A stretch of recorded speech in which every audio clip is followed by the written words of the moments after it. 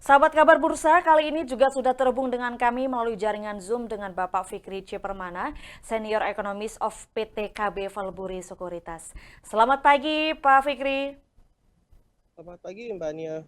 Gimana kabarnya Pak? Baik ya Pak? Baik, Alhamdulillah. Oke, Alhamdulillah. Pak Fikri, pagi-pagi gini enaknya ngobrolin soal kondisi pasar dan juga sekaligus memberikan rekomendasi ya Pak, supaya sahabat Ya. finansial di rumah bisa menentukan investasinya hari ini. Langsung saja menuju pertanyaan pertama, terkait dengan IHSG yang terus melemah, sepekan lalu turun 1,05% dari nilai transaksi. IHSG juga masih memble Pak, pada penutupan Senin 13 Januari kemarin yang berada pada level 71,99 poin atau 1,02% menempati posisi 7.016,88. Apa penilaian Anda, Pak Fikri? Kalau saya sih melihat ini tekanan pada IHSG tidak hanya di IHSG saja Mbak ya, tapi di pasar keuangan Indonesia secara keseluruhan.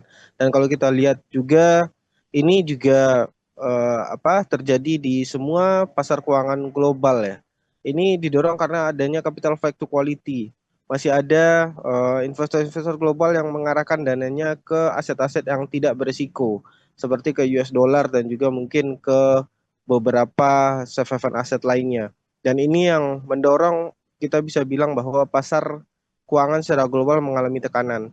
Tidak hanya di saham Indonesia, tapi juga di pasar fixed income seperti di SBN, SBSN. Ini juga terjadi secara global sih. Jadi saya pikir mungkin dorongan hal tersebut sepertinya tidak hanya terjadi di Indonesia, tapi juga di negara-negara lain sih. Dan ke hal ini kemungkinan masih akan terjadi sampai nanti minggu depan Trump dilantik dan kita akan melihat bagaimana kebijakan Trump seiring juga dengan bagaimana kondisi politik di berbagai negara yang selama ini mengimbangi Amerika. Kalau kita lihat ada beberapa negara khususnya Uni Eropa yang mengalami political chaos, apakah itu misalnya di Prancis dan juga Jerman serta Kanada, dan ini yang mendorong capital flight to quality-nya sejak awal 2025 makin kuat ya, dan ini yang juga mendorong pasar tidak hanya di Indonesia tapi secara global juga mengalami tekanan sih Mbak Nia. Baik, Pak Fikri, artinya memang IHSG melemah atau menurun itu bukan hanya dalam sektor dalam negeri gitu ya, Pak. Dalam sentimen-sentimen dari global juga melemah gitu. Oke, baik menuju pertanyaan kedua, pada penutupan perdagangan Senin kemarin, Pak, saham-saham sektor perbankan, terutama bank-bank dengan kapitalisasi pasar besar, mengalami koreksi. Apakah ini mencerminkan aksi profit taking dari pelaku pasar atau ada faktor fundamental tertentu yang mempengaruhi kinerja sektor perbankan? Kalau secara makro sebenarnya fundamental ekonomi Indonesia masih sangat baik ya. Kita lihat inflasi kita hanya di 1,57% secara year-on-year di Desember. Artinya itu merupakan inflasi tahunan terendah sepanjang sejarah Indonesia. Kita juga lihat ada indeks consumer confidence atau kepercayaan konsumen kita yang naik di bulan Desember ini yang dirilis di awal pekan lalu. Jadi saya pikir mungkin ini harusnya mendorong pasar saham kita jadi relatif lebih baik. Di samping itu kita juga lihat ada foreign reserve atau mungkin cadangan devisa kita yang mencapai level tertinggi sepanjang sejarah. Jadi sebenarnya secara keseluruhan saya masih bisa bilang bahwa secara fundamental ekonomi Indonesia tidak ada masalah. Kita juga lihat dari laporan keuangan walaupun mungkin baru keluar di kuartal ketiga ya.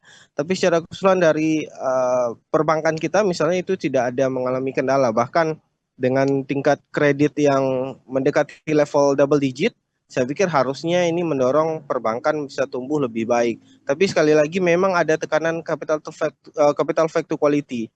Ada dorongan penjualan yang sangat kuat di perbankan kita. Dan ini yang terjadi dalam satu pekan terakhir juga. Sehingga kemarin kalau kita lihat ada beberapa saham perbankan blue chip yang makan juga mengalami tekanan. Bahkan ya mungkin kita bisa lihat levelnya sudah mendekati level 2020 lalu pada saat pandemi ya Mbak Nia.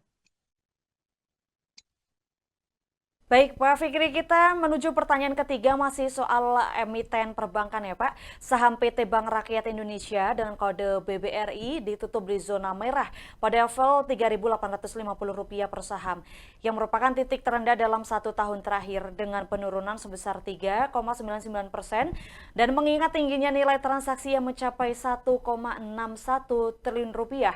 Apakah pelemahan ini lebih disebabkan oleh sentimen pasar secara umum? Kalau saya sih melihatnya iya ya Mbak Nia ya, karena memang tekanan terhadap misalnya BBRI ya, memang karena ada net sell asing yang terjadi. Saya pikir ini beneran karena ada capital flight to safety lagi ya. Tapi kalau melihat dari fundamental BBRI, walaupun mungkin ada selentingan yang menyatakan bahwa ada ya sentimen-sentimen negatif seperti penghapusan bad debt dari tahun-tahun lalu, tapi harusnya juga tidak berdampak pada BBRI sekarang karena dalam 1 atau 2 tahun harusnya write off juga sudah dilakukan. Jadi harusnya ini memang benar karena kondisi makro yang sedang tidak baik, ada net sell yang terjadi ya. Tapi kalau secara fundamental saya tidak melihat hal yang negatif terhadap BBRI sebenarnya. Jadi ya pada saat yang sama dengan penurunan ini juga mungkin bisa jadi opportunity juga ya ke depan ya Mbak Nia. Baik, pertanyaan selanjutnya Pak, terkait dengan data RTI, salah satu saham dengan net sell terbesar asing adalah PT Bank Rakyat Indonesia (TBK) atau BBRI yang sebesar 487,85 miliar rupiah. Sedangkan PT Bank Mandiri TBK dengan kode saham BMRI sebesar 33,27 miliar rupiah. Bagaimana analisa Anda mengenai hal ini? Ya, seperti yang saya katakan sebelumnya ya, bahwa memang ada capital factors quality, ada asing yang keluar. Dan ini yang terjadi pada tidak hanya dua perbankan tersebut, tapi juga pada berbagai saham-saham blue chip kita. Kita juga bisa lihat bagaimana hampir semua blue chip kita mengalami tekanan yang cukup dalam ya, dari awal tahun.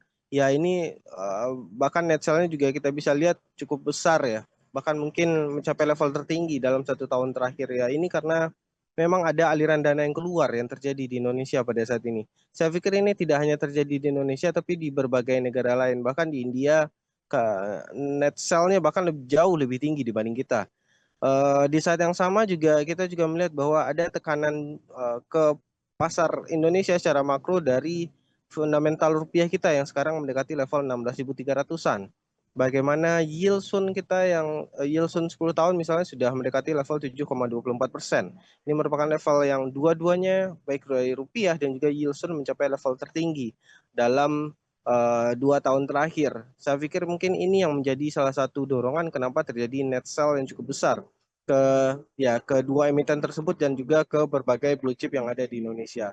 Ke depan saya pikir mungkin tekanan sampai nanti Trump dipilih, sampai nanti ada kebijakan yang jelas, sampai nanti ada keseimbangan market tidak hanya di US tapi juga Eropa. Ini juga mungkin baru akan terjadi setelah Trump dipilih, setelah tanggal 20 Januari nanti.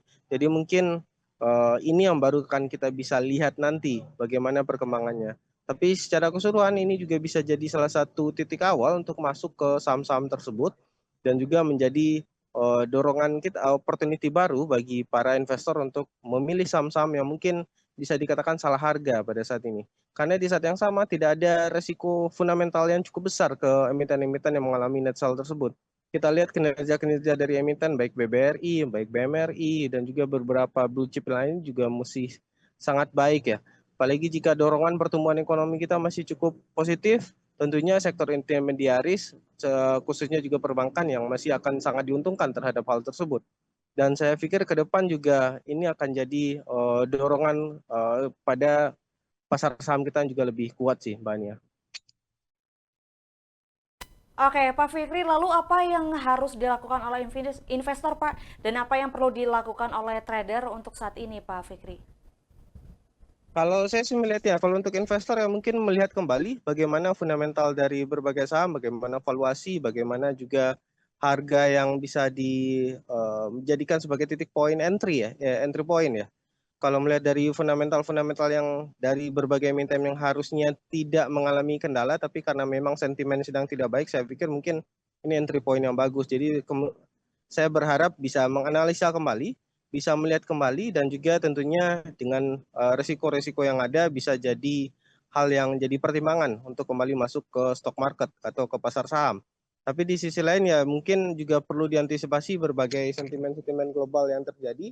Kita lihat memang ada sentimen-sentimen capital flight to quality, jadi mungkin untuk sementara waktu kita juga harus menahan diri, jangan terlalu terburu-buru atau terlalu emosi untuk masuk ataupun mungkin keluar dari stock market. Jadi mungkin ini yang juga bisa dinanti nantinya, Mbak Nia. Tapi secara keseluruhan ya kembali lagi tidak ada salahnya untuk melihat bagaimana fundamental, bagaimana risk dan reward yang harus kita lakukan. Dan ini yang juga harus tentunya dilakukan oleh tidak hanya investor tapi juga trader ya Mbak Dia. Baik Pak Fikri, pertanyaan terakhir Pak. Rekomendasi saham hari ini dari PT KB Valvuri Sekuritas kira-kira apa saja Pak? Kalau kami sih melihat ya karena ada tekanan yang sangat kuat ya. Ada net sell yang cukup besar dari asing ke dua saham perbankan tadi. Saya pikir mungkin dua saham perbankan tadi BBRI dan BMRI bisa jadi stok market yang diunggulkan di hari ini Mbak Nia ya. Karena secara fundamental memang tidak ada hal yang negatif ke dua emiten tersebut. Selain itu juga blue chip lainnya termasuk juga Telkom. Saya pikir mungkin sangat baik untuk dikoleksi pada saat ini dan juga ke depan dengan kemungkinan suku bunga yang walaupun mungkin penurunannya akan terbatas tapi masih ada penurunan di situ. Saya pikir mungkin emiten-emiten yang memiliki coverage ratio yang cukup besar, misalnya emiten-emiten menara masih sangat baik ya untuk dikoleksi ya Mbak Nia. Mungkin itu sih dari saya Mbak. Baik Pak Fikri, terima kasih banyak Pak atas informasi dan waktu yang diberikan. Semoga di lain kesempatan kita bisa berjumpa lagi Pak Fikri. Sehat selalu, selamat pagi. Saya selalu terima kasih. Selamat pagi Mbak Nia.